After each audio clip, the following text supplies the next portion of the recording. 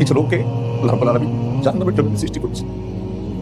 তাদের সৃষ্টি হয়েছে জাহান্নামের জন্য, তাদেরকে আল্লাহ রাব্বুল আলামিন সৃষ্টি করেছেন জাহান্নামে দেওয়ার জন্যই। তাদের লক্ষণ হলো যে তাদের অন্তর আছে, সে অন্তরটি তারা অনুধাবন করে, কোনো ফিলিংস নাই। জাহান্নামের বিবরণ শুনে কিন্তু কোনো ভাব লেশ হয় না, জান্নাতের বিবরণ শুনে কিন্তু কোনো আগ্রহ জন্মায় না।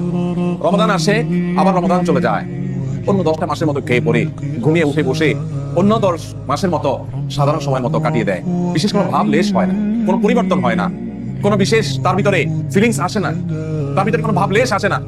এটা লক্ষণ খারাপ, এটা জাহান্নামী পাওয়া লক্ষণ, এটা আলামত খারাপ যে অন্তর আছে কিন্তু অন্তর দিয়ে অনুধাবন করার মতো, উপলব্ধি করার মতো শক্তি হারিয়ে গেছে, অন্তর কাজ করে না, নিষ্ক্রিয় হয়ে গেছে।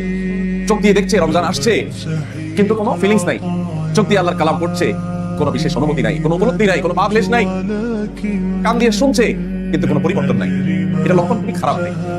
আমি ইবাদত করতে না পারি, এটা যতটা আমাদের জন্য ভয়ের বার্তা, তার চেয়ে বড় ভয়ের বার্তা হলো যে আমাদের মধ্যে কোনো ভাবলেশ যদি না হয়, যদি পরিবর্তন না হয়, নড়ে চড়ে বসার মতো সিদ্ধান্ত না হয়, অন্তর জগতে যদি আবেগ, উচ্ছ্বাস, উপলব্ধি, এটার জোয়ার, এটার ঢেউ যদি না আসে, লক্ষণ খারাপ হয়।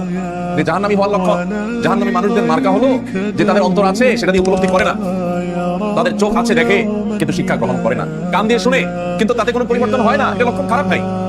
এই জন্য আসল এই রমাদানটা আমরা কাষ্ঠ না হয়ে, লোহার মতো না হয়ে একটু মাটির মতো করে চেষ্টা করা যাবে না ইনশাআল্লাহ। আল্লাহ আমাদের সবাইকে তৌফিক দান করুন, আমরা মাটির মতো হওয়ার চেষ্টা করি, কাষ্ঠ নয়। হ্যাঁ।